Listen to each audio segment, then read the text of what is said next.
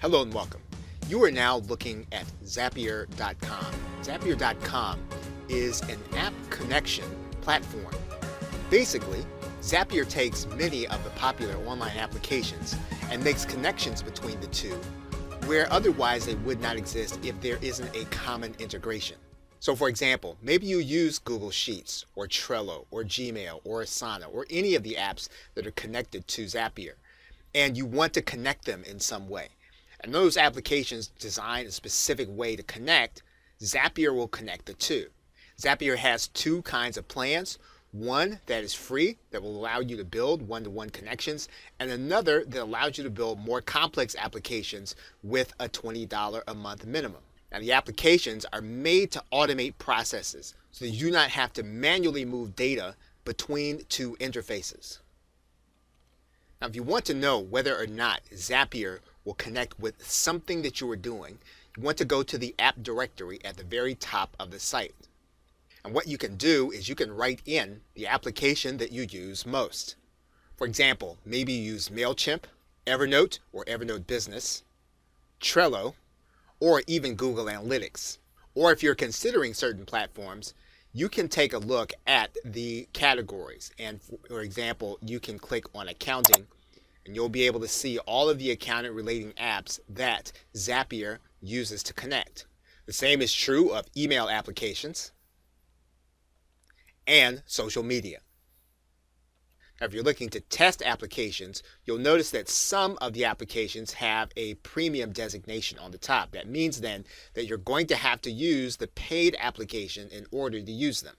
And when you first sign up for Zapier, you're going to get a 14-day free trial of the premium features. And that's primarily going to be the use of the premium applications, Zap processes with 3 or more steps, and then priority support. So when you're ready to look at one of the premium features and you want to do that before you actually pay, you can go ahead and sign up for Zapier. Once you've signed up for the first time, you are then ready to start using the application for workflows. Now again, even if you have the free version, you do have access to use the premium applications.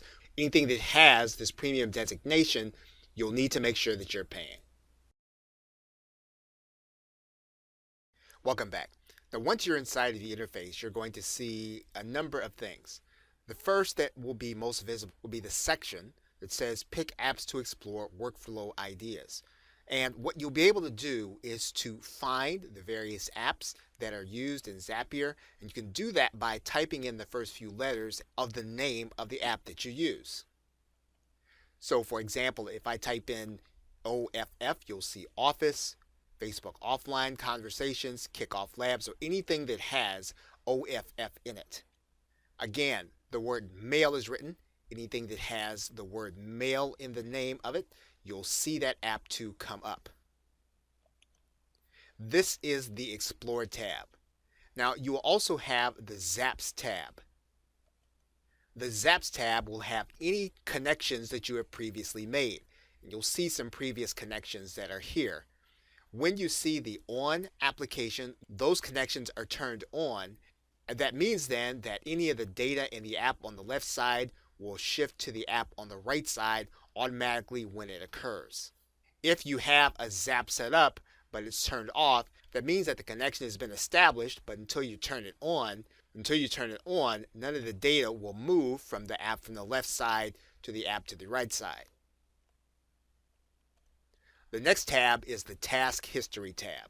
The Task History will give you an indication of how many times that particular Zap connection has been run and the date and time it has actually been run. The next tab is the Connected Accounts tab. Now in the Connected Accounts tab, you'll see all of the accounts that are being used in your Zapier integrations along with the login information. So basically, it's a way of looking at a glance at all of the accounts that you're using. You have a Settings tab, all of which is self-explanatory. You have your profile information, email, password, how you'll be notified, how you'll be billed. If you have a team that's working on your account, you can add two-factor authentication to your Zapier account. This gives you an extra layer of security into your Zapier account. And lastly, you can disable any SSL security checks. Okay, so now that you have seen the interface, you are now ready to start creating Zaps. Welcome back. Now, although Zapier has a robust interface to help you define the applications that will actually connect, one of the best ways to locate applications that will connect together through Zapier will be to use Google Search. And in order to do that, you're simply going to write in first the application that you are using. In this case, we'll write in Gmail. Then we're going to write in the words Zapier integration. And then once you do that, you'll then write in the application that you are searching for. If you want to know perhaps if Gmail integrates with Trello, you'll then write in Trello. Once you do that, you'll then click search. You'll typically then see one search result at the very top. You're going to click into that result, and typically that result is going to be from Zapier.com. You'll be taken inside of your account, and what you'll typically see is that you'll see a number of Zapier applications that will have the two that you are looking for. Then you'll see a number down at the bottom that will say 1 of 5 of 100. What that will do is that will take you to 100 related integrations. You can scroll through the integrations to determine just how many integrations you have with the two applications you're looking for. In this case, you'll notice that there are 13 total. Once you've found the application that will best fit what you are trying to do, you'll then click inside of the application. That will take you inside of the setup screen for the integration. And of course, you can do this as many times as you deem necessary. So again, we'll write in the application that we are using. We'll then write in Zapier integration. Then we'll write in the application we want to determine a connection to. And once we've done that, we'll then click search. Again, you'll see that there is a search result at the very top. That search result will be from Zapier.com. You can click inside of that result. You'll determine the total number of applications. In this case, you have 12. You'll then find the one that best fits what you want to do, and you'll click inside. And you are then ready to start using Zapier to connect the two applications. Welcome back. Now, the best way to start working with Zapier is going to be from within your application. And you're going to start with the Explore tab. When you get to the Explore tab, you're going to notice that you have your Explore dashboard, and you can sort by the popular applications, alphabetical, recently added, the premium ones, and then filter by category. If you start just by sorting through the popular applications, you can still search by the app name. So if you already know which applications you want to work with, all you have to do is to start typing them in. And then once you do that, you'll click on the application. And then you will have determined that you have started looking for Trello applications. Then what you'll want to do is you'll want to type in the second application that you're looking for a connection to. In this case, we're going to write in Evernote. Once we have Evernote, we can click on Evernote. What you'll see is all of the integrations that Zapier has between Trello and Evernote. Now, those are the ones that we have named in this case. You can substitute the names for the applications that you will be using. It's quite possible you may be looking for integrations or automation the other way around. In other words, you may be working with a particular kind of application and you want to determine which applications Zapier will connect for you. So, for example, you may be working with accounting software. And so what you'll do is you will click the accounting software filter. We're going to take out all of the existing applications, and then we're going to look for the potential applications that we'll be looking to work with. Perhaps you want to automate some connection with Quickbooks Online. And then what you'll be able to do is you'll be able to determine which applications work with Quickbooks Online by scrolling down. If you want to start looking for specific applications to connect with QuickBooks, you'll go back to the top and you'll start writing them in. And in this case, you'll see, just as an example, there are two connections between WooCommerce and QuickBooks Online. Now, Zapier does try to categorize by the top 100 applications that are used inside of its platform. This may or may not be helpful based on how you want to do your automation. But by simply testing any of the applications together, you'll be able to determine whether there's a connection. For example, here is a potential connection between GoToWebinar and GetResponse. So searching inside of your account is a much more efficient way of finding integrations when you don't fully know exactly what you are looking for. Hello and welcome. Now in this video, we are going to connect Autoresponder applications. And in order to find the Autoresponder applications available to you in Zapier, if you don't know which ones you're going to work with, you can look to the right-hand side menu, and they're going to actually be in several categories. For example, the Amazon SES Autoresponder is going to be found in the Amazon Services filter. Some email applications will be found inside of Drip emails. Others will be found inside of email. Many of the most popular autoresponder services will be found inside of email newsletters. And others will be found inside of marketing automation. What you can do is you can determine which applications you're going to use. In this particular case, we're going to start by selecting GoToWebinar. And once we have GoToWebinar selected, we're then going to pick GetResponse. Now we have two premium applications available.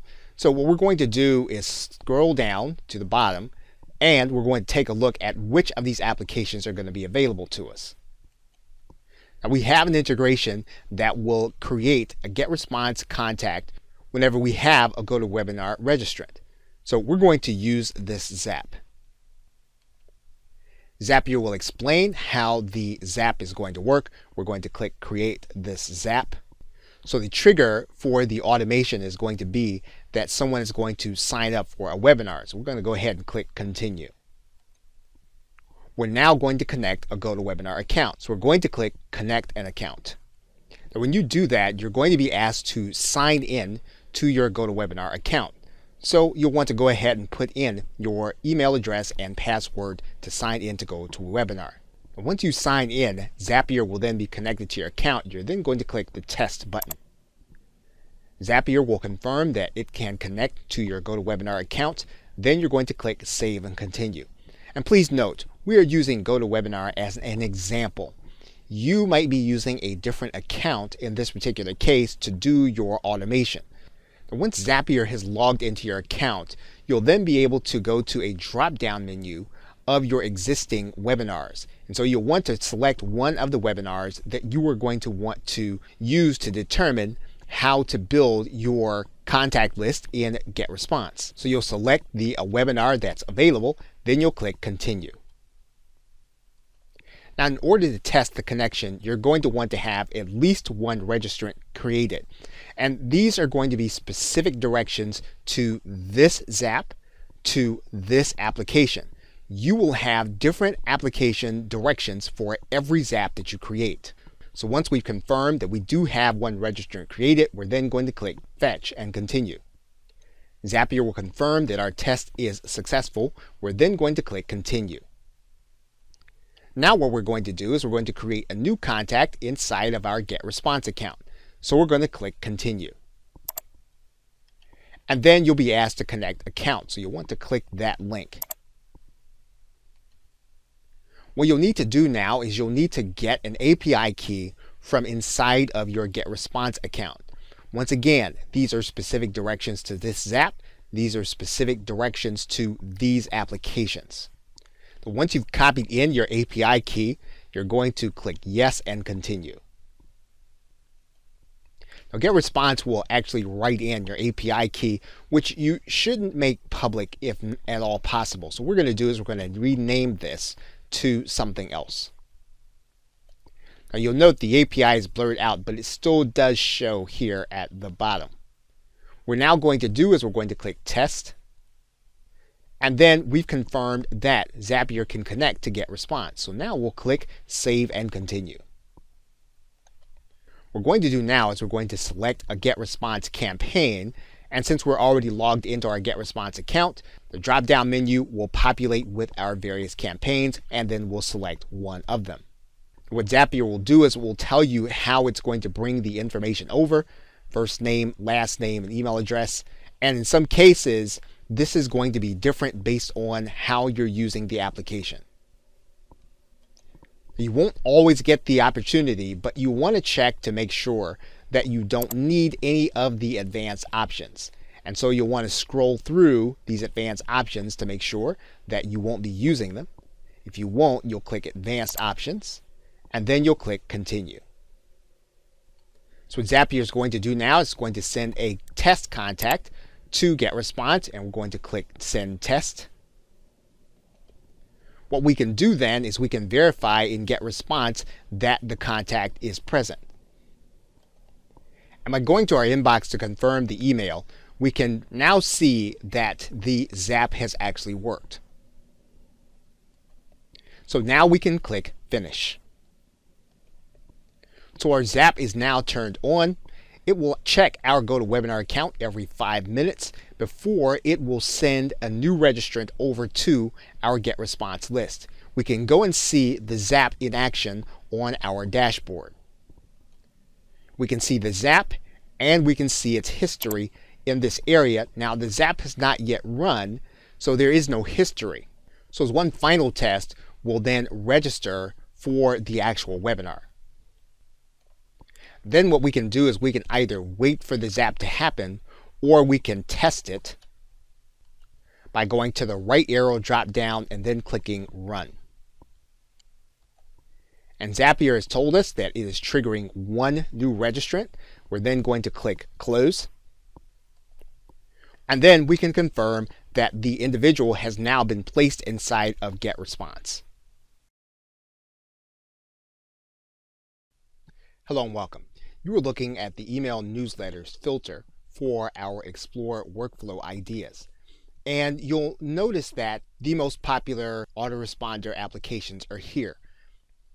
It's quite possible that you may have a web application that only uses Aweber, for example, or only uses MailChimp, or only integrates with GetResponse.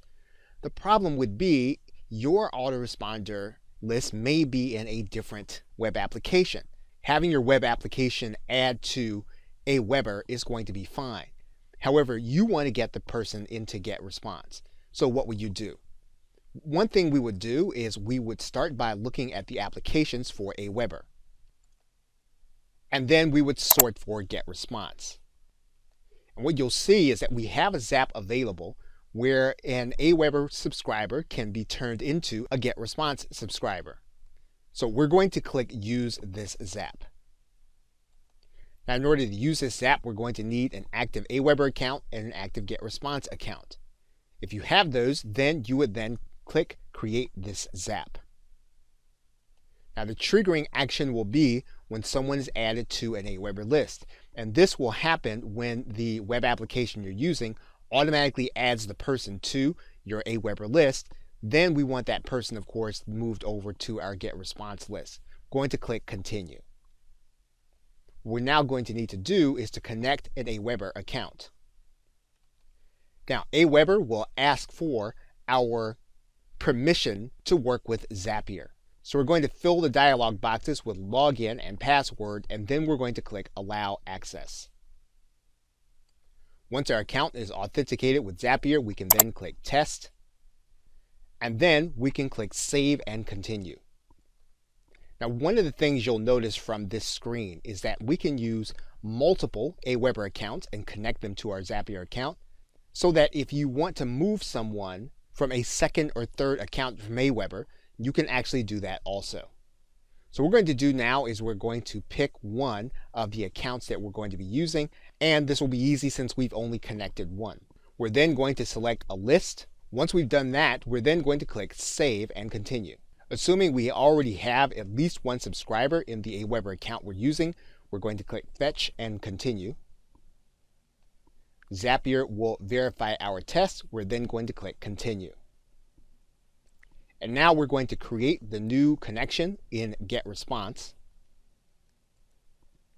Now we have one account connected, so we're going to click Save and Continue. And we're going to make sure that we understand how the information is going to be brought over, email address and name. We're then going to choose the campaign that we want to have someone added to in GetResponse. Once we've done that, we're then going to click Continue. We now have our Zap set up. We're now going to click Send Test to GetResponse. We're now going to click Finish. And now that our Zap is on, we're going to take a look at it on our dashboard. And we can verify that it is now working. And once we verify our emails, we now have a working application where as soon as someone is added to Aweber, they will also be added to GetResponse at the same time. Welcome back. Zapier can also transfer information from productivity app to productivity app, which means that it does more than just contacts and numbers. So, for example, a very popular application for those working with to-do list is Wunderlist. And by typing in Wunderlist, we can get to the application, and then we can set aside a number of integrations for Wunderlist.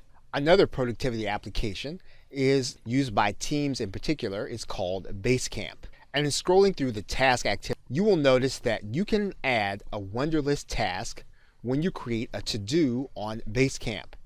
That means then that the visual project management function can be turned over to a task for someone using these two applications. So we're going to start by using this Zap. You'll need an account with Basecamp 2 as well as Wunderlist. So we're going to click Create this Zap. Now the trigger will be from Basecamp 2, and we're going to click Continue. We're then going to connect to a Basecamp 2 account. We'll then need to put in our username and password that we use to log into our Basecamp account. Zapier will then ask for permission. We'll say yes, we will allow access. And then we'll click the test to make sure that we are connected. Once Zapier tells us we have success, we'll then click Save and Continue. Users of Basecamp often have more than one account that they are a part of, and so you'll need to choose the account associated with the one that you want to be the trigger. You'll then choose a specific project. And then because this is going to be based on a to-do list, you'll pick a specific to-do list. Once again, every Zap is going to be different. Every application is going to be different in terms of what you are going to be asked for. Now in this particular case, we're going to click and find a specific to-do list. So we now have our Basecamp connection set up. We're now going to click Continue. What we will do now is we will click Fetch and Continue to make sure that we are connected. Since we have an existing to-do with the project, we'll then click Continue. And now we'll look to create a task in Wunderlist. Once we do that, we will connect to a specific account. And then we'll need to connect with the specific account in Wunderlist. Once we've done that, we will test our connection. And we have success. We'll click Save and Continue. Then we can be specific inside of Wunderlist to determine which list that the task will be added, what the title will be, and then what the due date will be. So we can then click this drop-down arrow. We can write in a title, and then we can put in a date. Once we've done that, we can then click Continue. We'll then have a test post to send to Wunderlist. And now we can check Wunderlist to make sure that our task is there. And we'll see that our to-do task is now created. So we can now click Finish. Zapier will by default turn the Zap on, and then we can go to see the Zap on our dashboard. So now every time we add a to-do task in Basecamp in a certain project, a to-do task will be created then in Wunderlist. And that is how you would basically work with a productivity application. In the next video, we will explore the productivity apps within one system, which is Google. Welcome back. Now in this video, we are going to discuss the productivity application, Google Tasks, and how it integrates with other Google applications. As you know, Google Tasks is a productivity and to-do app. And what we're going to do is we're going to select Google Tasks in our workflow. And then we're going to take a look at some of the other applications. For example, Google Tasks integrates with Gmail. It also integrates with Google Sheets. Naturally, there are integrations with Google Calendar. And naturally, we can add a task for new files in Google Drive. And in fact, that is the Zap that we are going to take a closer look at. So what we're going to do is we're going to click Use this Zap. And as you can see, what this Zap is designed to do is designed to help us to be reminded to take action on files that are uploaded to Google Drive. So what we're going to do is we're going to click Create this Zap. And the trigger in this case is going to be when a new file is uploaded to Google Drive. We're then going to click Continue. Google Drive is going to ask us to connect a specific account. And then once our Google Drive account is connected, we're then going to click Test. Once we verify that it's working, we're then going to click Save and Continue. We're now going to set up the Google Drive file. And to test, we're going to click Fetch and Continue. Our test is successful. We can then click Continue. So now what we can do is we can create a corresponding task. And we're now going to connect the account to run the task. Once Zapier is connected, we'll then click Test. And then we'll click Save and Continue. Now, once we have found our task list, what we're going to do is we're going to write a title. And this title is always going to occur when there's a new file. So we're going to go ahead and we're going to write in a title that we know we're going to use every single time that the drive shows an uploaded file. So once you've written your title, you're then going to click Continue. Zapier will then send a task to Google Tasks, and we will then click Finish. Once our Zap is turned on, we then have our productivity app functioning within the Google system.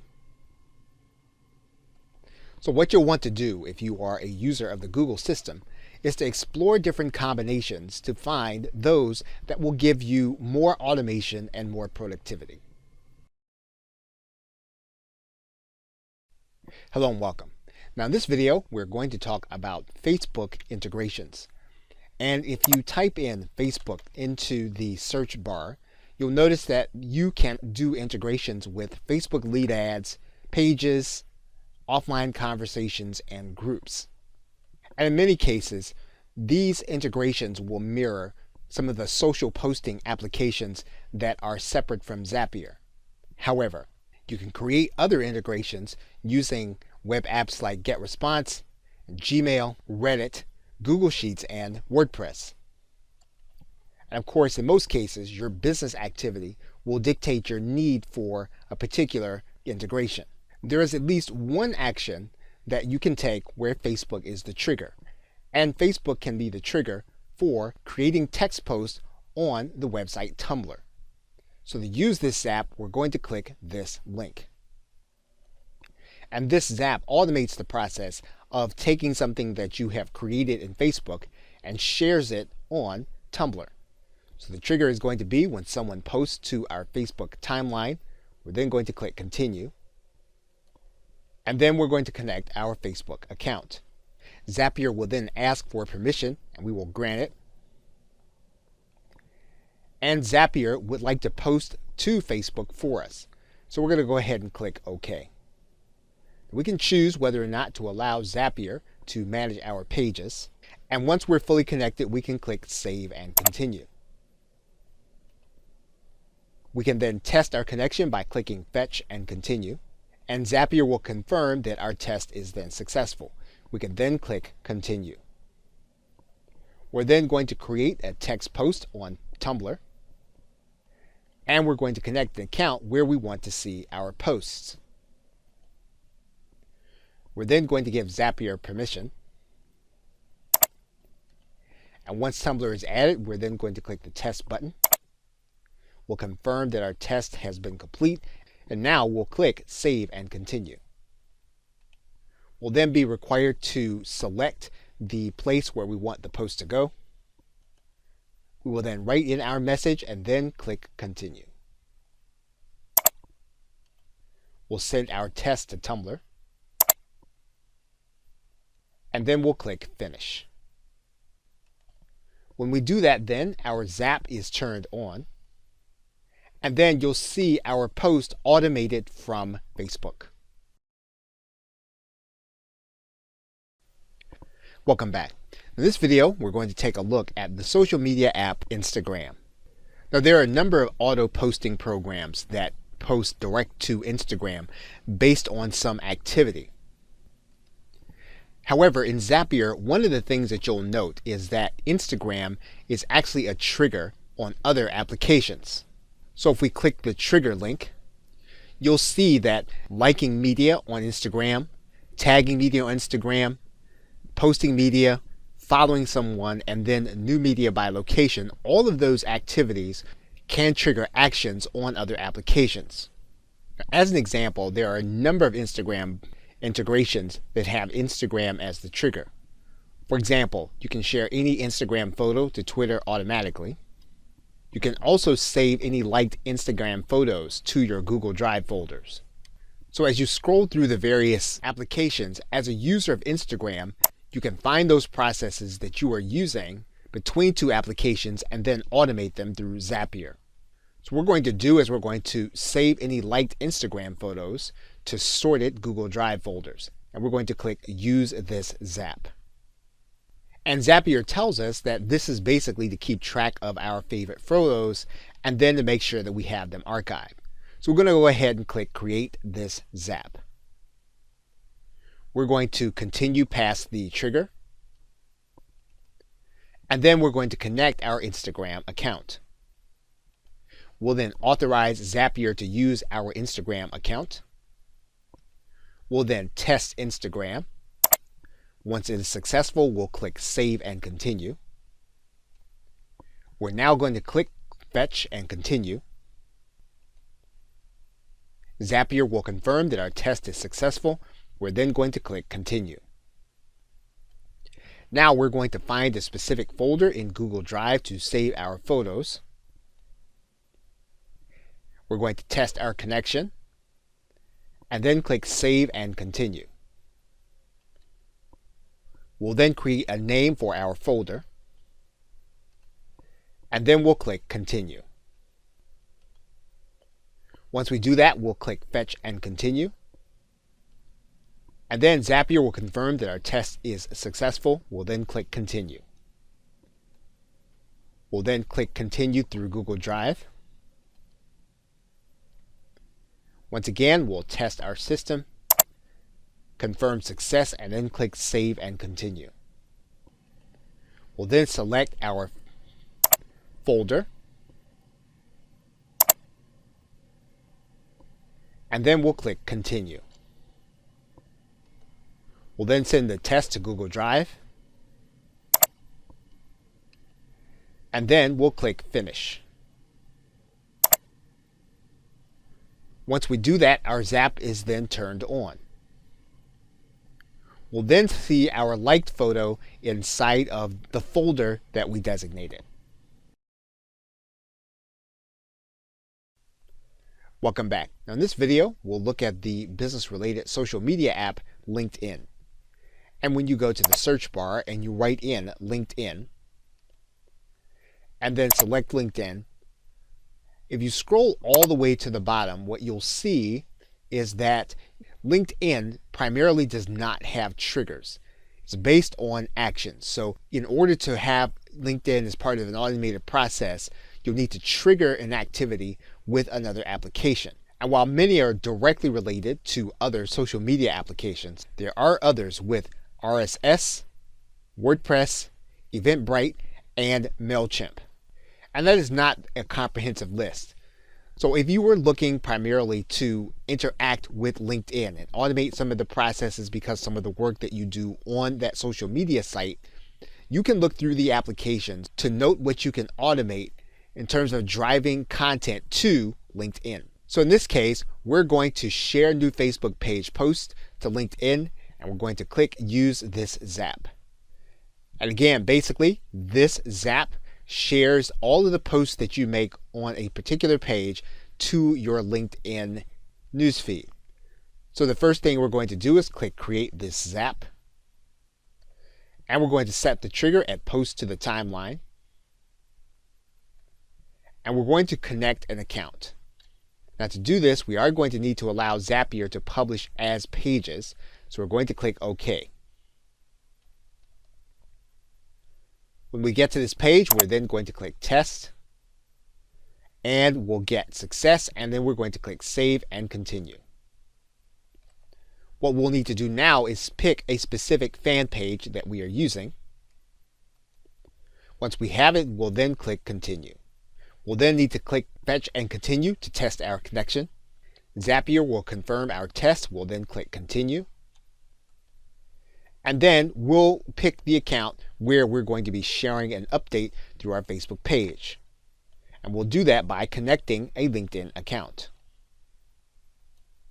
We'll then need to give Zapier permission to access our account. Once we do that, then our account is connected. We'll then test the connection. Once we get success, we will then click Save and Continue. Zapier will now have our test data ready. We'll then click Continue. And then we'll send the test to LinkedIn. Once we've done that, we'll then click Finish. And then our Zap is turned on. We'll then confirm that that post is now on our newsfeed in LinkedIn. Welcome back. We are now going to take a look at the social media app Twitter. And when we first search for Twitter and then select it, you'll notice that there are applications. So we're going to scroll all the way to the bottom first, and you're going to notice that there are 8 different triggers. And that means that there are going to be a number of different ways that we can use Twitter to automate processes. We also have actions, where an activity on one application will mean that we can do something on Twitter as a result of it. So one of the best ways to explore Twitter is to look at any application that you're using publicly to find out if there's a relationship between Twitter and that application using Zapier. For example, just a random search will yield the fact that we can share any MailChimp campaigns on Twitter. Now, because there are a number of social posting applications that will direct activity toward Twitter, we want to focus on those activities where Twitter is the actual trigger. And you'll notice here that there is one trigger that we can use, copying tweets across multiple accounts. And what we're going to do then is use this Zap. And Zapier will tell you the reason for using this particular Zap. If you're managing multiple accounts, rather than tweeting the same thing repeatedly, we can use an automation and have it tweeted across all of our accounts.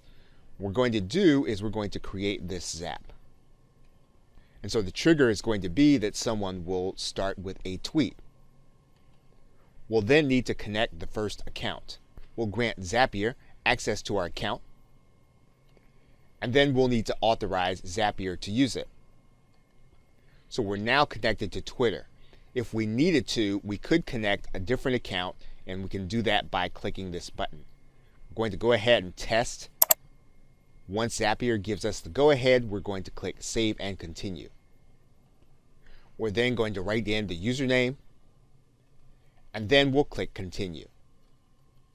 We'll confirm that this has been successful, and then we'll click Continue. We'll now create the action for the second account. And to do that, we're going to need to connect a different Twitter account. Once we've connected that second account, we'll click Save and Continue. Once we do that, we'll then click Continue. Once we verify that the message is good to send, we'll then send the test to Twitter. We should then have a test tweet, and we'll then click Finish. And then our Zap is officially turned on. We can then verify that the tweet is done in the new account.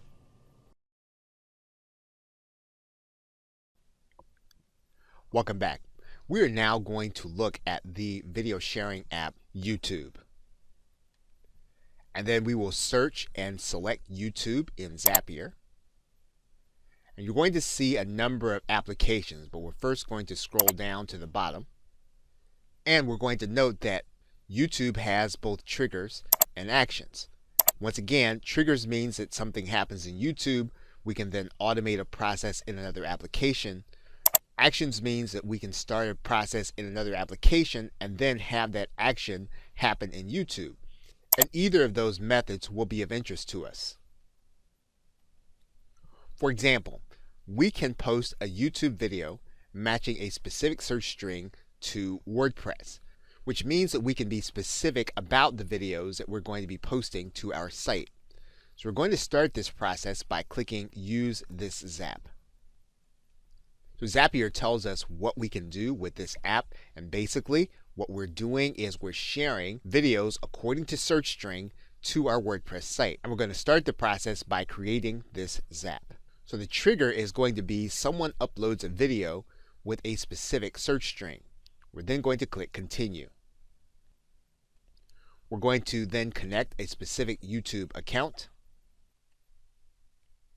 We're going to then allow Zapier to manage this account.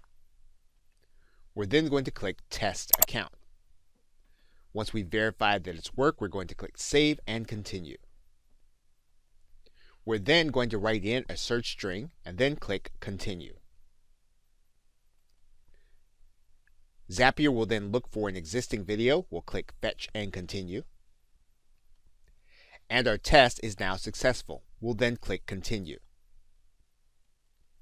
We'll now create a sample post in WordPress. We'll need to specifically connect to a WordPress blog. We're then asked to write in the site we're going to be using, the username, and then the password. Once we've done that, we're then going to click Continue. Once the site is connected, we'll click Test. We'll verify that the test has been completed. We'll then click Save and Continue. We'll then determine how we want the post to be set up. So in other words, what we can do with this particular Zap is we can determine how we're going to have the post sent. We'll have the posts sent over as drafts so we can approve them. So once we verify that there is a post title, that there is going to be a YouTube video going into the post, we're then going to click Continue. We're now going to click Send Test to WordPress. And once we've done that, we'll then click Finish.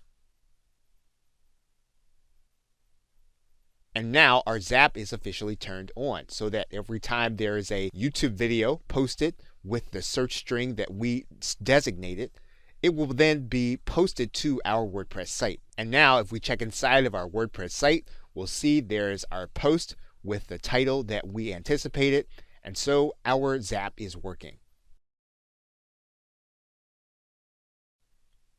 Welcome back. We're now going to look at GoToWebinar as an application being used in Zapier. So we'll then select GoToWebinar in the search bar. And you'll notice a number of different applications, but what we're going to do is first go down to the Zapier app details. And you'll notice that there are triggers and there are actions for GoToWebinar. GoToWebinar has traditionally not been able to provide lead generation connections. Therefore, Zapier affords you the ability to add your GoToWebinar registrants to your Aweber list, your GetResponse list, your Infusionsoft list, and your MailChimp list. All of those are integrations that you can test with GoToWebinar. You can also automate the process of registering new GoToWebinar attendees from your Facebook lead ads. Since a common connection is Aweber, we'll take a closer look at how you'd integrate the two. So we're going to click Use this Zap. So we're then going to click Create this Zap. And the trigger is going to be when someone registers for a webinar. So we're then going to click Continue. So we'll verify that we have already done this. Once we have verified the event, we'll then click Continue. We'll then send a test to GoToWebinar. Once we've verified that it is working, we'll then click Continue. We'll then select a certain webinar, and then we'll click Continue. Now, in order to test the connection, we need to have at least one registrant already created. So we'll need to make sure that we have that done, and then we'll click Fetch and Continue. Zapier will verify that the test is working. We'll then click Continue. And now we'll look to create a new subscriber inside of Aweber. We'll then test the Aweber connection. We'll then click Save and Continue. Now, this is a good place to note that you can have multiple accounts set up with the same company. So if you have multiple Aweber accounts, you can set them all up with Zapier. So we're going to choose the account that we're going to be using, and then we're going to choose a specific list. Once we have our account and list, and we've verified the email and name, we're then going to click Continue. Once we have it, we'll then send a test to Aweber. And now our test subscriber has been sent. Once we click Finish, our Zap is turned on. And you'll then see the Confirm Email Request. Welcome back. In this video, we're going to take a look at a commonly used application, Google Docs. And when you look at the app details, you'll notice that there are triggers, actions, and searches for Google Docs, so there are lots of integrations. One thing that Google Docs does not do extremely well by itself is to work with some of the other applications within Google. For example, if you wanted to create a text file in Google Docs for every email that matched a search, you wouldn't be able to do that strictly using Google. However, you can do it using Zapier. And so we're going to click Use this Zap. And what this will do for us is that it will keep records of ingoing and outgoing emails that match a specific search parameter. And of course, this can be helpful to us depending on what kind of market that we are in. So we're going to start the process by creating this Zap. So the trigger is going to be that we receive a new email by a search string that we determine. So we're now going to connect the Gmail account that we want to use. So once we have the Gmail, we'll then click Test. We'll confirm that the test has been rendered, and then we'll click Save and Continue. So we're going to pick a subject that we'd want to create a document about. In this particular case, we're going to use the search term Zapier. Now again, this has nothing to do with the course, and this will be peculiar to you. So in other words, you will use the search term that's most relevant to you and your business or organization. Once we click Continue, Zapier will ask us to make sure that we have at least one email matching the search criteria. And what we're going to do is we're now going to click Fetch and Continue. Zapier confirms that we have a successful test. We'll now click Continue. And of course, we're going to create a document from text, so we're going to click Continue. And now we're going to select a Google Docs account. We'll allow Google to operate our account, and then we'll click Allow.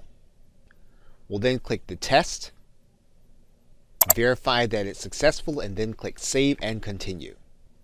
So what we're going to do now is we're going to give our document a title every time that it actually is placed inside of Google Docs, as well as content to be placed inside of the document. Once we do that, we'll then click Continue. We're then ready to send a test to Google Docs. And our test document is now sent. We'll then click Finish. Once we do that, our Zap will be officially turned on. And we'll then confirm that we have our new Zapier information doc that was created from a specific email.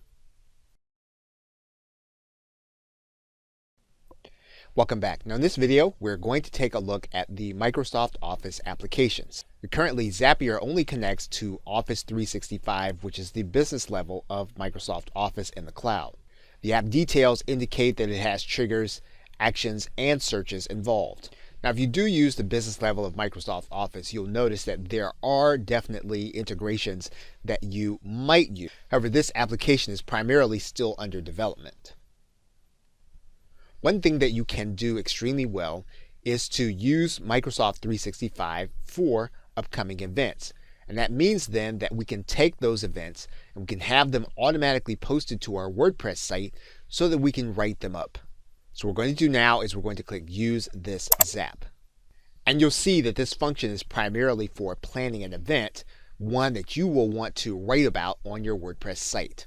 We will not be going through the details of this particular application. If you want to see the steps, all you'll need to do is to click this arrow, and then you'll see the different triggers. However, this is an important app to keep an eye on as Microsoft starts to build out its cloud-based services.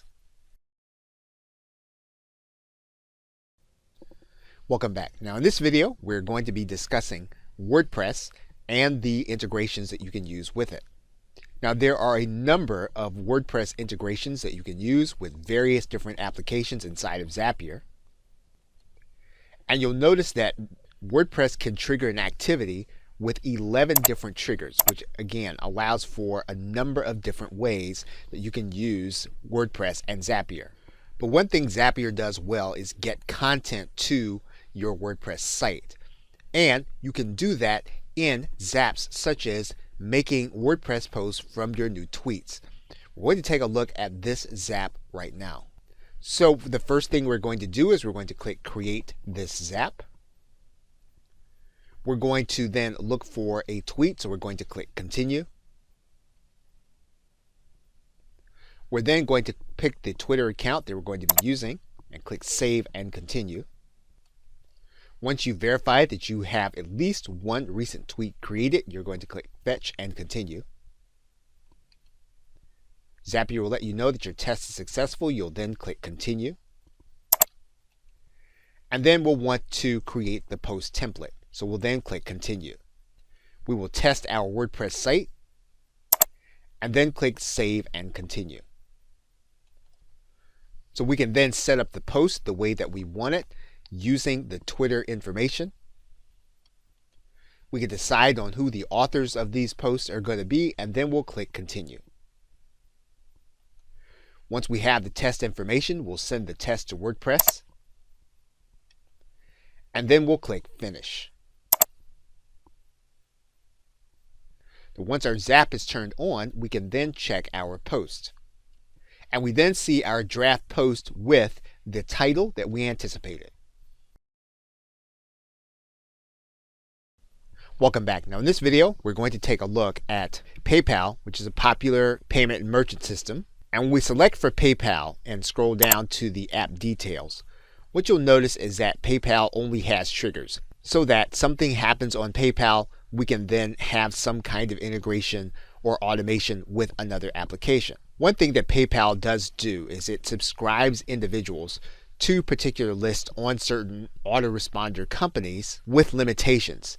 And that is that you can only do one at a time. However, with Zapier, you can do more than one at a time. So for example, you'll notice here that we have both Aweber and PayPal selected. That means then that when you have a customer that makes a purchase, that customer can be added then to your Aweber list. That customer could also be added though to GetResponse and to MailChimp. So what we're going to do is we're going to set up a GetResponse contact every time there's a PayPal sale. And in order to do that, we're going to click Use this Zap. We're now going to click Create this Zap. So the trigger in this case will be a successful sale. We'll then click Continue. Now the key to understanding this particular Zap is going to be that we're going to be placing Zapier in the IPN settings inside of PayPal. The limitation that PayPal has is that we can only place one IPN URL in PayPal at a time. If we choose to use the Zapier IPN, That means then that we can use multiple applications with the same sale using PayPal. So what we'll need to do is we'll need to copy this URL to our clipboard, and then we'll need to connect to PayPal. So we're going to place that Zapier information inside of our IPN settings in PayPal and then click Save. Once we've done that, we're going to click Continue. And then we're going to test our PayPal trigger by fetching an existing sale. Our test is then successful, and we'll then click Continue. We're now going to create the action inside of GetResponse. We're going to test the account that we've added. It tests successful. We're now going to click Save and Continue. So we're now going to determine which list they're going to be added to when there is a successful sale. And once we've determined that, we'll then click Continue. We can then send the test to GetResponse. And once we've done that, we'll then click Finish. And now that our Zap is working and our IPN is set, we can then make it so that every sale that happens in PayPal goes to several different autoresponders by setting up different Zaps at this point. The key was setting up the Zapier webhook in the IPN settings. Welcome back. We are now going to take a look at the implications of using QuickBooks Online along with Zapier. Of course, QuickBooks Online is a way of keeping track of your accounting for your business or organization. Because of the complexity of QuickBooks, there are a number of triggers, actions, and searches available in terms of creating automations. Zapier has a number of automations between QuickBooks Online and PayPal. As you can see, there are 5 in our view, as well as for QuickBooks Online and Stripe. And because it's used also as a tracking application, there are also integrations between apps like Salesforce, which provides information on customer management. And for individuals that have client-based business, there are integrations between sites like FreshBooks and QuickBooks, which allow you to provide custom invoices. And finally, there's also an interface between QuickBooks Online and Shopify. So if you're using QuickBooks as your accounting system, what you'll want to do is you'll want to test QuickBooks with other applications that you are using to interface customer and overall profitability. In conclusion, you've now seen how to do automations with Zapier with apps resident in its database. Remember, you can start with applications that you are using by typing them in the search bar, then selecting them, and then determining whether or not some of the apps you're currently using can be used for automation. Another way to look at the search is to do so by filtering categories so that we can look at which ones fit within a certain parameter, and they might be applications we might look to attain. Remember that using Zapier, you can scroll down to the very bottom to take a look at the app details to determine whether or not most of the actions are triggers or considered to be actions or searches, and that'll give you some indication as to how many available integrations there are and what nature they can be used to serve your purposes. Remember, we can look at our available Zaps and we can set them in motion at any time by running them, although they run automatically on predicted intervals. You'll also recall that we can connect more than one account on the same platform to use them interchangeably in our Zaps. And finally, if you remember, the goal is to keep you from manually transferring data over and over again between two applications. So even with a free plan, you can always look for available applications to integrate and automate. Okay, so with that, thanks, and I will see you either in another video or in another course.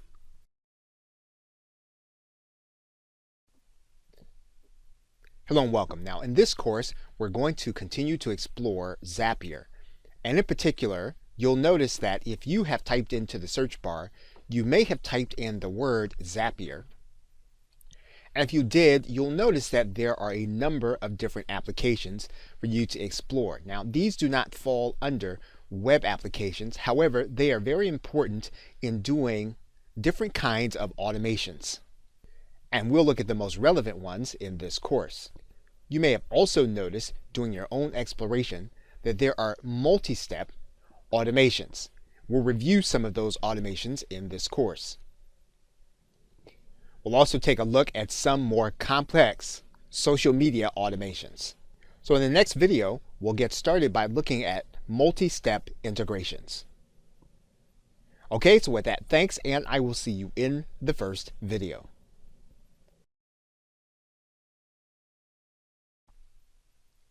Welcome back. When you are exploring some of the productivity applications, you'll notice a number of multi-step applications. And multi-step means that you have more than 2 steps in the process. As you can see here, here's one where there's Trello, Evernote, and then Trello again. When you have those automations, they do require an extra step that you'll need to set up in order to get them working. The advantage, of course, is that this is considered to be one Zap and that you will not have to go through 2 processes in order to get these things to work. So in this video, we're going to work through a multi-step application using Gmail, Trello, and Google Sheets. We're going to start by clicking Use this Zap. We're going to start the process by creating this Zap. And the trigger to the process will be an email that we star in our Gmail account. We're going to click Continue. Then we'll connect the Gmail account that we're going to be working in. We'll then allow Zapier access to our Google account. We'll then test the account. Once we confirm success, we'll then click Save and Continue. Now, before we can proceed, we'll need to go and check our Gmail account to make sure that we have at least one email that has been starred. Now, we do have some starred emails, but we'll star others so that we can make sure that this Zap is going to be working. And now that we've confirmed, we'll click Fetch and Continue. We've confirmed and our test is successful. We'll then click Continue. Now, the next step in the process is that we're going to be using Trello. So we will then continue this process, and then we will connect our Trello account. We will then allow Zapier to use our Trello account, and then we'll click Save and Continue. We're now going to choose a specific board. We'll then choose a specific list within that board. And we can then choose the elements that we want. We can use the advanced options. We can also choose not to use the description. Once we have the elements that we want, we'll then click Continue. We've now sent the test card to Trello, and we can now click Continue. And now we can move on to the third step in the process, which is to create a spreadsheet row. So we're going to click Continue. We're now going to access our Google account. We're going to give Zapier access to our Google Drive and click Allow. We're going to test the process to make sure that it's connecting. When we confirm, we'll then click Save and Continue. And now what we'll need to do is to pick a specific spreadsheet. And then we'll pick a worksheet within that spreadsheet. We can customize the post, and you'll see that these fields are going to be optional. We're going to click Continue. We'll now click and send the test to Google Sheets. And we confirm that a spreadsheet row has just been sent, and we'll now click Finish. And now our Zap is turned on for all 3 levels: Gmail, Trello, and Google Sheets. And we can see in Trello that our card has been created. And our Zap is now ready to be run. Now, just to reference, you'll notice that in the spreadsheet that there is a title column, a first name and last name column. And in order to see data on the slide, we'd have to update that information in the actual Zap. Welcome back. Now in this video, we're going to take a look at some of the advanced social media automations. Zapier gives you access to automate data between 4 of the major social media sites: Pinterest, LinkedIn, Twitter, Facebook. There's also Instagram.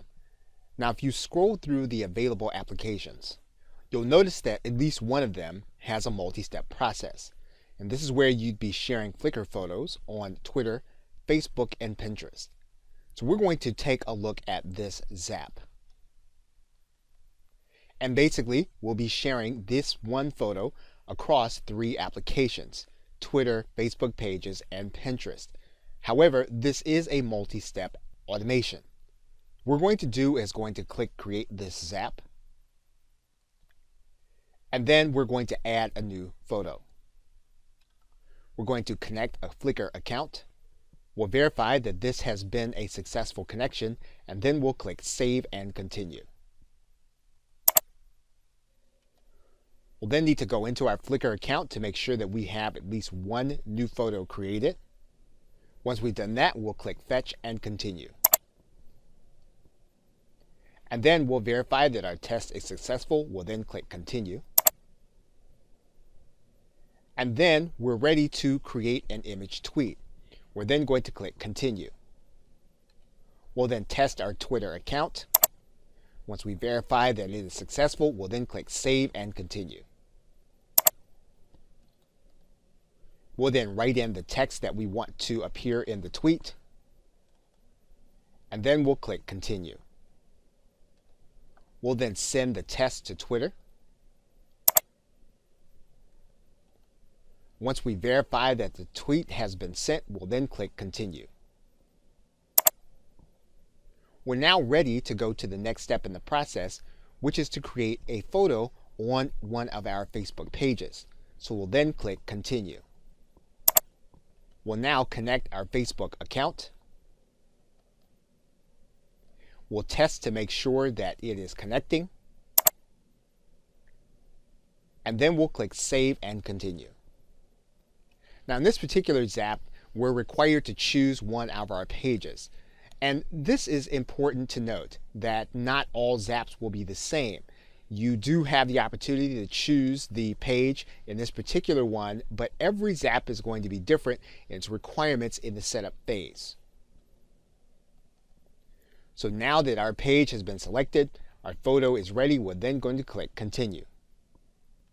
We can then send the test to our Facebook page, and then we can click Continue. Now, the last step in the process is that we will be creating a pin. And so we're going to click Continue. And we're now going to connect a Pinterest account. We're then going to click OK. We're going to test our connection to Pinterest. Once we verify it is successful, we'll then click Save and Continue. Then we'll determine which board inside of Pinterest that we want the actual image to go to. And once we have our data in, we will then click Continue. We'll then send the test post to Pinterest. And then we'll click Finish. Once we complete this process, our Zap is then turned on. And so now, by posting the photo to Flickr, it will auto post to Twitter, our Facebook page, and our Pinterest board. Welcome back. At least one major affiliate marketplace has created an automation on Zapier, although there are probably soon to be more. Right now, if you type in the search for JVZoo, you'll notice that JVZoo has some automations. We're going to click JVZoo, and then you'll see automations that are available. One in particular that we want to pay attention to is this automation that allows us to add customers to a MailChimp list from JVZoo product refunds. Basically, what this allows us to do is to automate the process of reaching out to someone who has asked for a refund, and then to request more information on why they felt the need to ask for a refund and what you can do to keep them wanting to purchase products from you in the future. So we're going to click Use this Zap. And we're going to click Create this Zap. And then we're going to click Continue with the JVZoo trigger. We're then going to connect a JVZoo account. And in order to do that, we're going to have to get the API key from our JVZoo account. Once we retrieve it, we'll place it in the dialog box and then we'll click Yes, Continue. We'll then test the connection. Once we verify that we've had success, we'll then click Save and Continue. We'll then select the product or products that we want to monitor. And then we'll click Continue. Once we verify this process, we'll then click Fetch and Continue. We'll then come to the point in the process where we're going to connect our MailChimp account. We're then going to click Continue. We'll then connect our MailChimp account. Once we have the account, we'll then click Test, and then we'll click Save and Continue. We'll then choose a list inside of MailChimp. So once we've chosen the list and subscriber email, we'll then click Continue. We can then send the test to MailChimp. And once we click Finish, we then have a working Zap. And now every time there's a refund in JVZoo under one particular product, that person will be added to the particular MailChimp list that we have specified, giving us latitude to contact them automatically. Welcome back. Now in this video, we want to briefly touch on webhooks. If you type into the search bar webhooks, you'll notice that Zapier does have a connection for webhooks. And we'll go ahead and click this link. And you'll notice several integrations that Zapier will do with this webhook application. Now, a webhook does require some additional programming. For example, if we were to click Use this Zap, you'll notice that you'll need a webhook and a Facebook Pages account. We go to Create this Zap. And what is needed here is something called a catch hook. And Zapier allows you to test that process in this stage of the Zap creation. And you might undertake a webhook process if you really need an integration. And Zapier's integrations do not allow you to do what it is that you need to do. However, this does require additional programming. Typically, you can find a considerable number of automations just by the native applications inside of Zapier. And if you'd rather not do or have done for you the additional programming, you'll want to look to those applications. Welcome back. Now, technically not a webhook, the RSS function in Zapier has a similar feature. And we'll type in RSS by Zapier and click the link. And you're going to notice a number of applications that are going to be available through this special integration from Zapier. And you'll notice in the app details that the RSS by Zapier has 2 triggers and 1 action. So on the one hand, we can post new emails on Gmail to an RSS feed that we can have access to, or going in the other direction, we can be alerted by email of new RSS feed items. We're going to look at this Zap. And the idea is that we would be alerted of RSS feed updates quickly by email. What we're going to do is click this Zap, and the trigger is going to be that there's a new item in the feed. So the first thing we're going to need is we're going to need a feed URL. And typically, if you have a WordPress site, you're going to use your site address / and then the word feed. And once you have it, you'll then click Continue. Once we do our double check of the available items, we'll then click Fetch and Continue. Zapier will verify our test. We'll then click Continue. And now we'll set up the Gmail action. We'll then test our Gmail. And then we'll click Save and Continue. We'll then determine where the email is then to be sent. We'll then write in our subject. And then we'll need verbiage for the body. Once we have all the information that we need, we'll then click Save and Continue. We'll then send the test email to Gmail. And once we've done that, we'll then click Finish.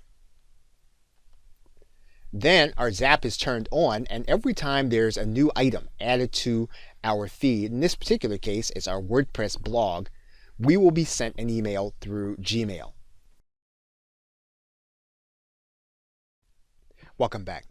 Adding to the flexibility you have in using Zapier are the Zapier integrations. In this case, there is an email integration. If you start by typing in email by Zapier, you'll see it, and then you can click email by Zapier. Email by Zapier can either be a trigger or it can be an action.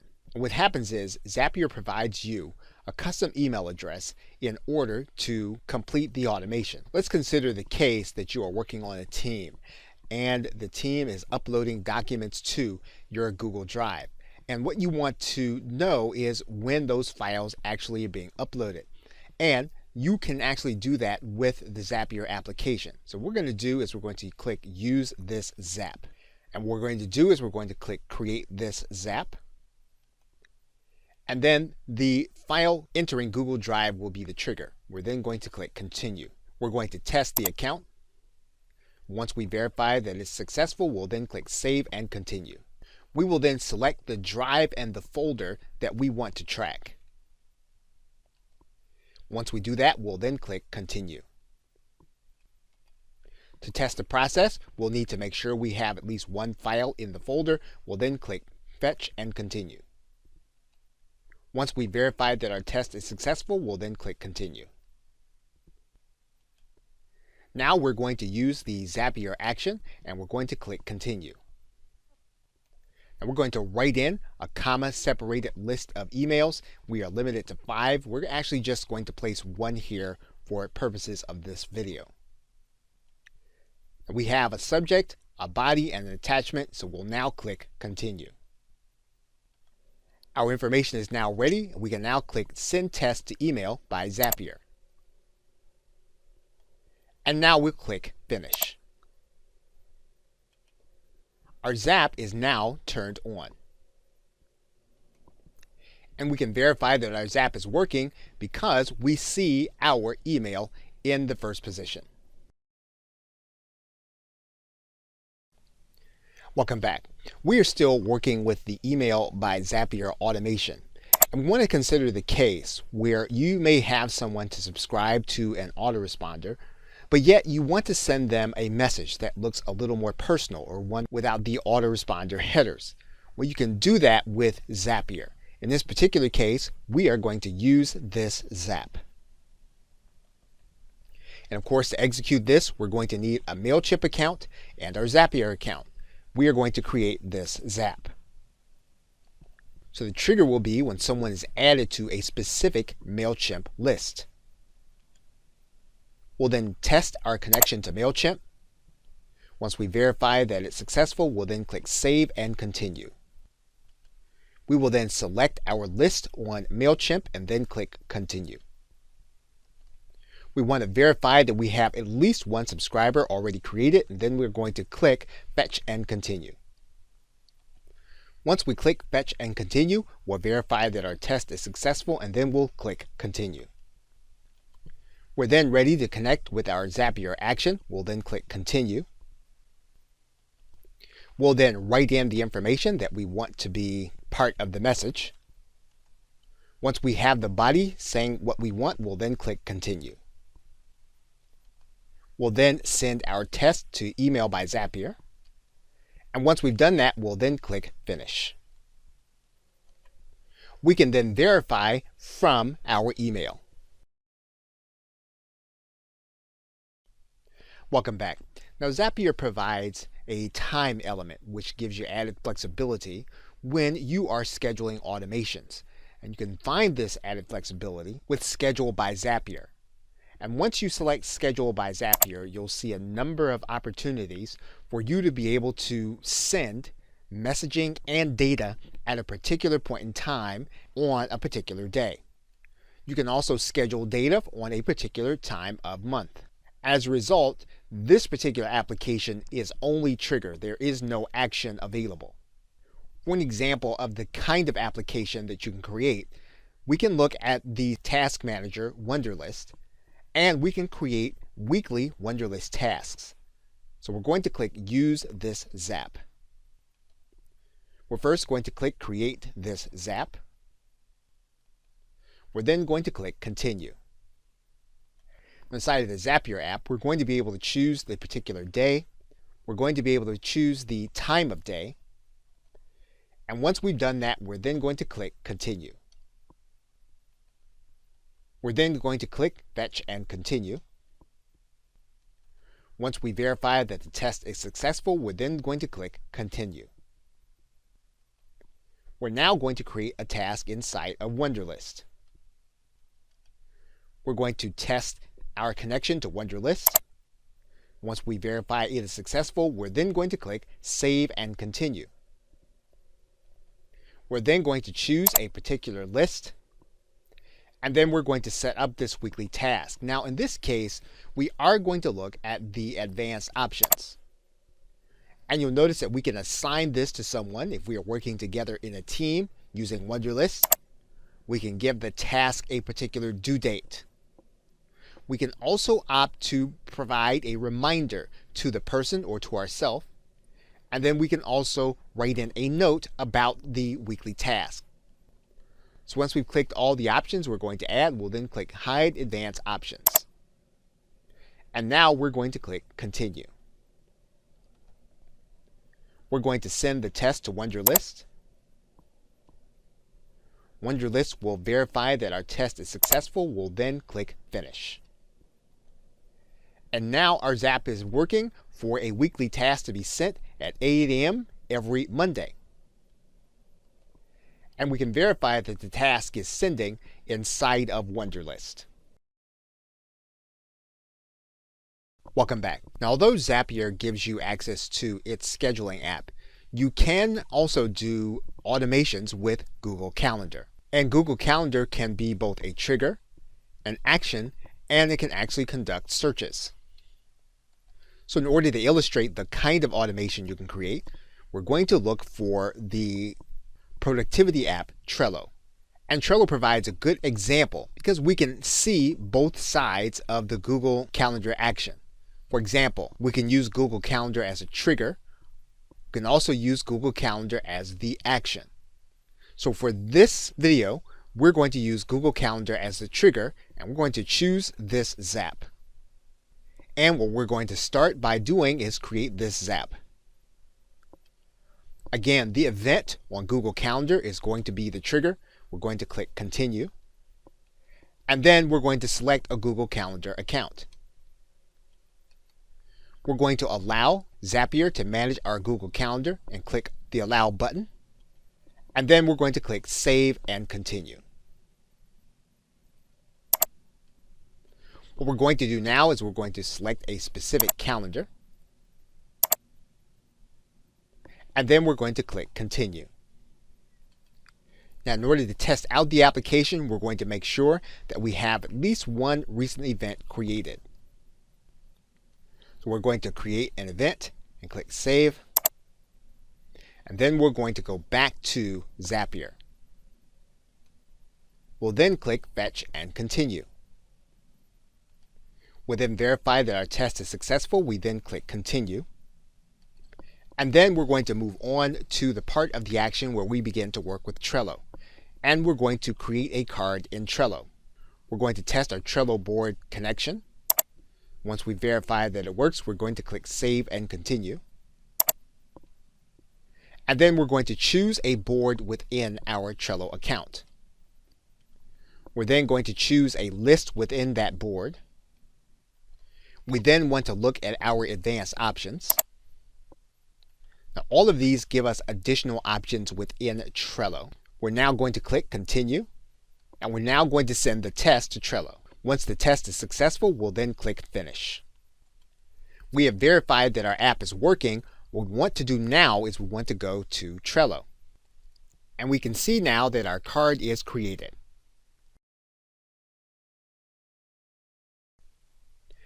Welcome back. In one of its advanced operations, Zapier has an SMS system. If you type in SMS, you should find SMS by Zapier. You're going to select it. And then scroll all the way to the bottom so that you can see the app details. So the SMS system is a little different in that there are always going to be actions. So in other words, the app will always be the trigger and the SMS will always be the action. And Zapier is actually creating the SMS text for you.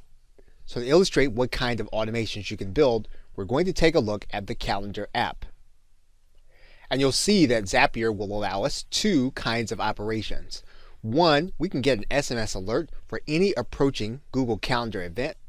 We can also get an SMS alert for new Google Calendar events. We are going to work with the new calendar events, so we're going to click Use this Zap. When we come to the explanation page, we're going to click Create this Zap. Now the trigger is going to be something that happens on your Google Calendar. So now we're going to click Continue. We're going to test our connection. Once we verify it has been successful, we're going to click Save and Continue. So we're going to choose a calendar, and we will choose the video production calendar, and then click Continue. Once we verified that we have one event created and that it matches the trigger options, we're then going to click Fetch and Continue. Our test is then successful, so now we're going to click Continue. So every event is going to trigger an SMS to a number. So now we're going to click Continue. And we're going to connect an SMS by Zapier account. We need to tell Zapier the SMS number that we need to put in. And if we like, we can put in a confirmation number also. And we're also going to send an SMS PIN. Now when you submit, you will get a confirmation code. And you'll enter that confirmation code where it says Confirm PIN. And then you'll click Yes, Continue. Now once you've gone through that stage, you will then click the Test button. And then once the success test has been verified, you'll then click Save and Continue. Zapier will then show you what your text message will look like. You'll then click Continue. We'll then send the test by SMS to Zapier. And then we'll click Finish. And then we should have received our text message from Zapier. So that means then that your system is now set up so that every time there is a new event on your Google Calendar, you will then be sent a text message through Zapier. Welcome back. We're now going to demonstrate another SMS automation. And in particular, we're going to work with Zapier SMS and Google Drive. Now we're going to choose to get an SMS alert every time there's a new file on Google Drive. So now what we're going to do is we're going to click this Zap. And we get to the explanation screen, we're going to click Create this Zap. And this time the trigger is going to be a file is added in any folder in Google Drive. So we're now going to click Continue. We're going to then test our account. Once we have verified our test is successful, we're then going to click Save and Continue. We're now going to set up our Google Drive file. We can use the advanced options if we need them.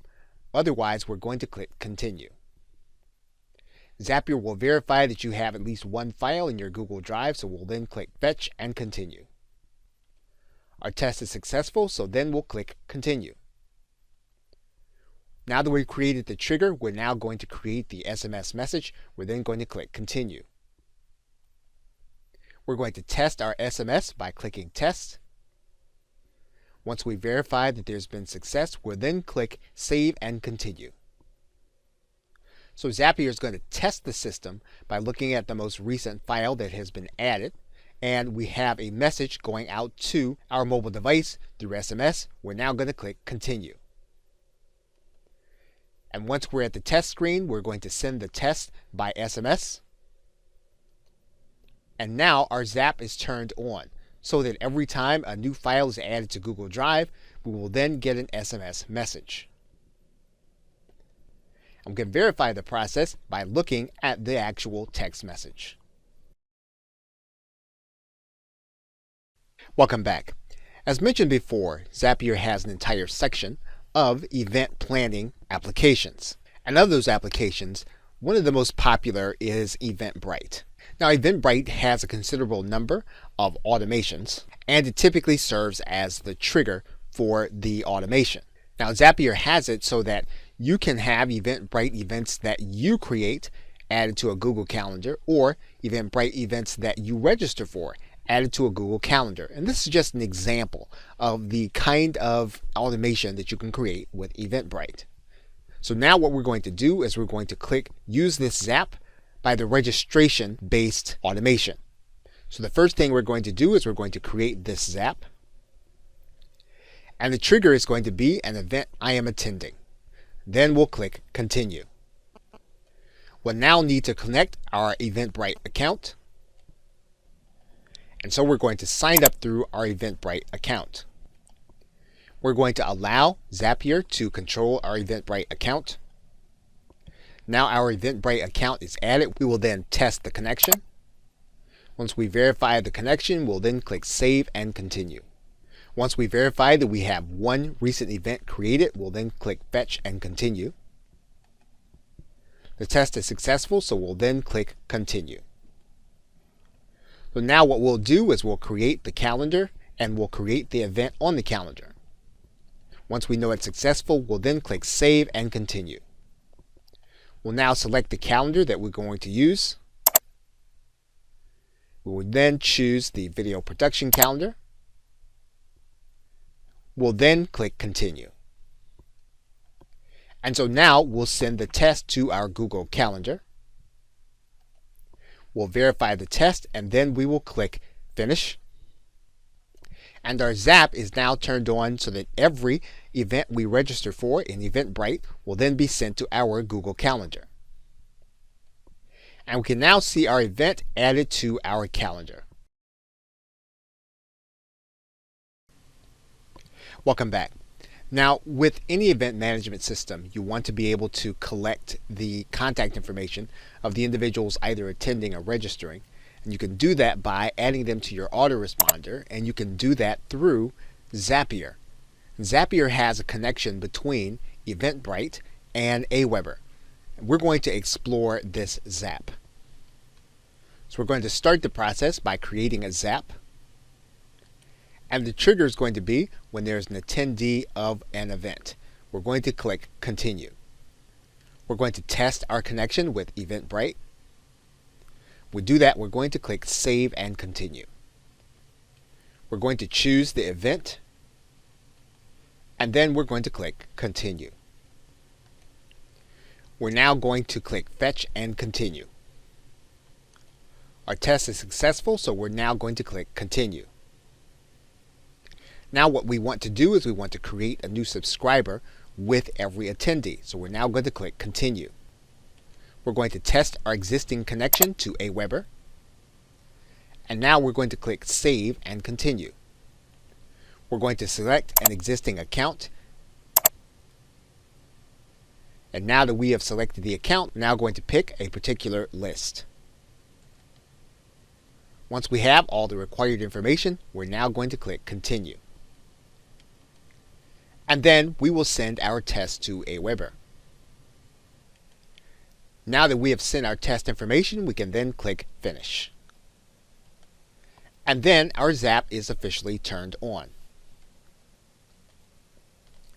And now at the top of our inbox, we now have our request for email confirmation from Aweber.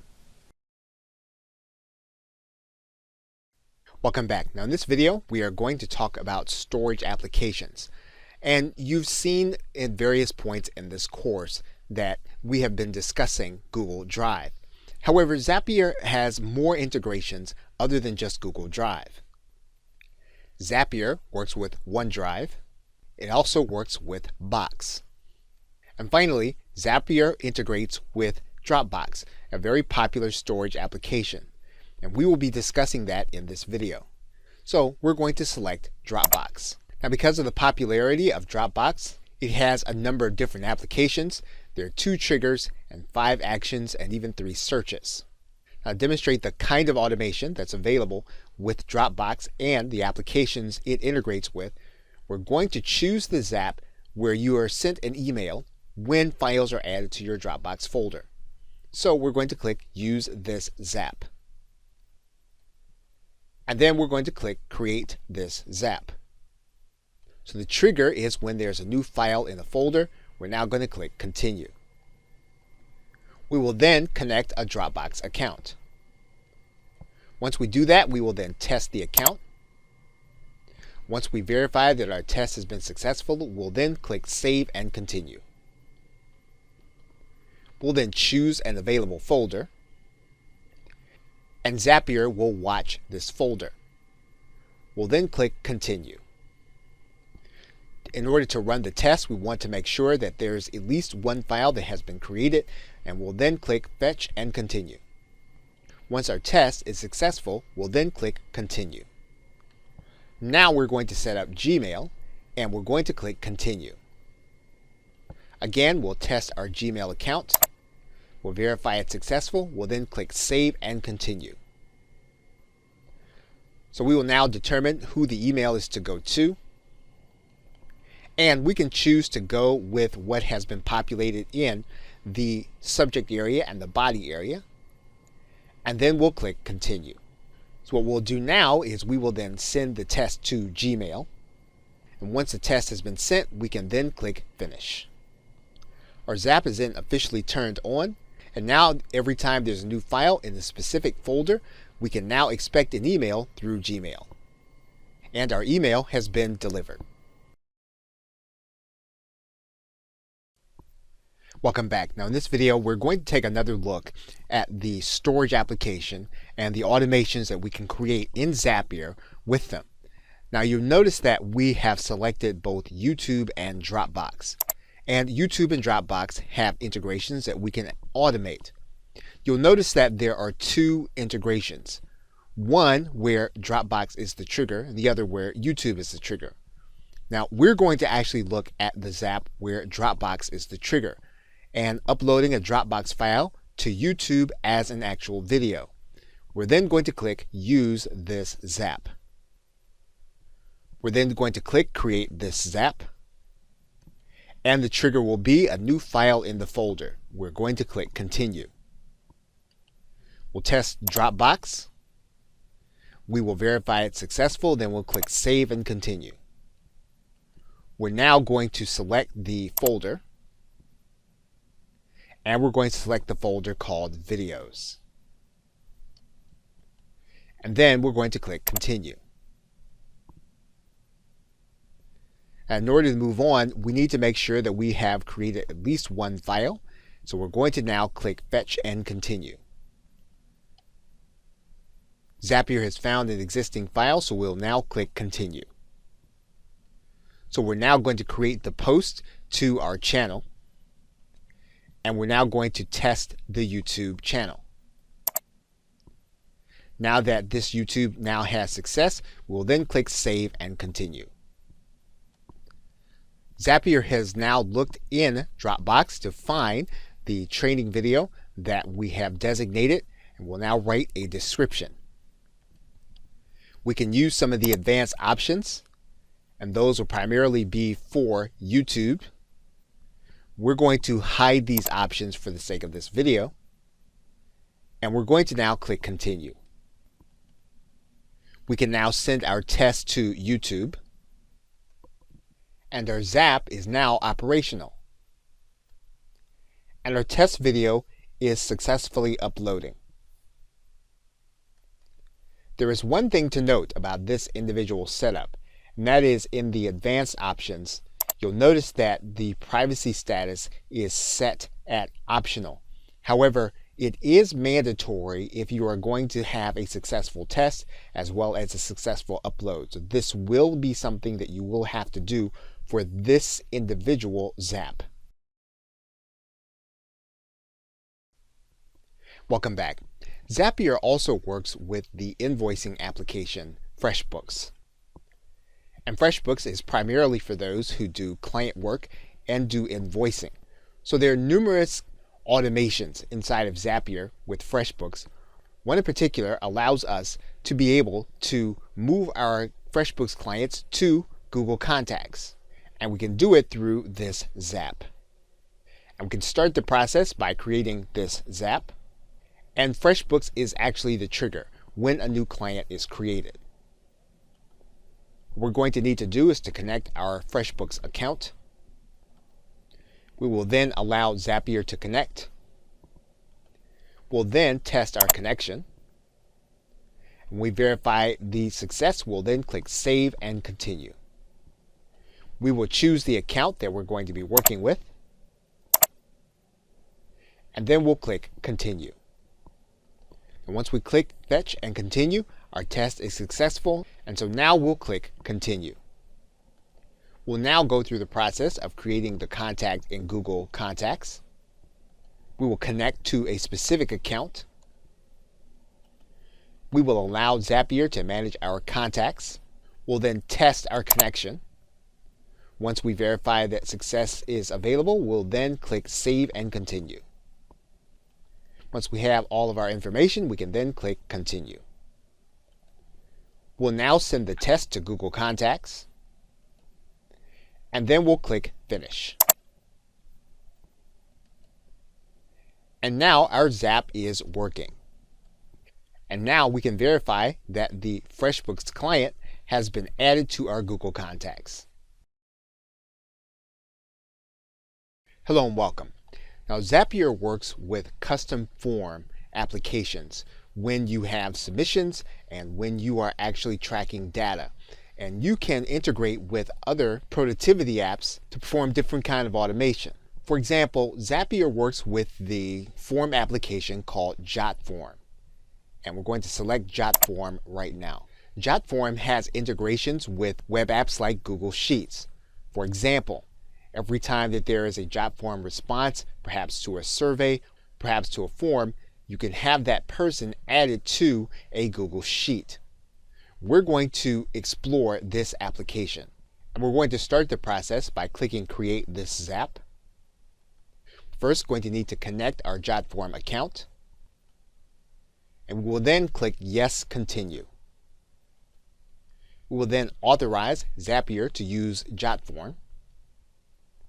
And then we'll test our connection. Once we confirm that our connection is secure, we will then click Save and Continue. Then we'll select a form for submission. We'll now click Continue.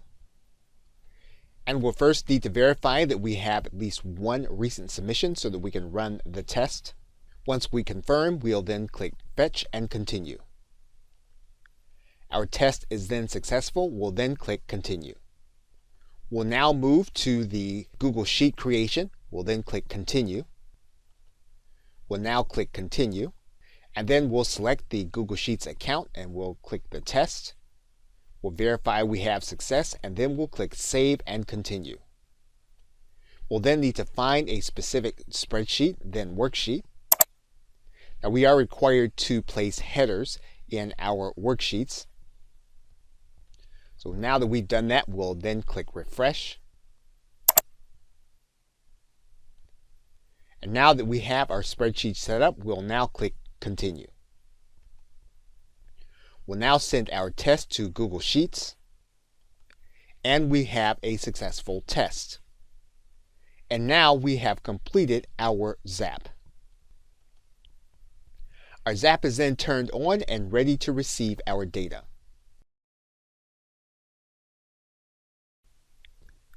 As you begin to use Zapier, one of the things you'll want to do is to think creatively about how you might use a particular integration. And typically when you combine one or two of the applications, you may find a relationship there. For example, the custom form application JotForm also has a relationship with GoToWebinar through Zapier. We're going to explore this relationship in this Zap. We're first going to click Create this Zap. The trigger is going to be a new submission, so we're then going to click Continue. We're going to make sure that we have at least one submission created so that we can run the test, and then we'll click Fetch and Continue.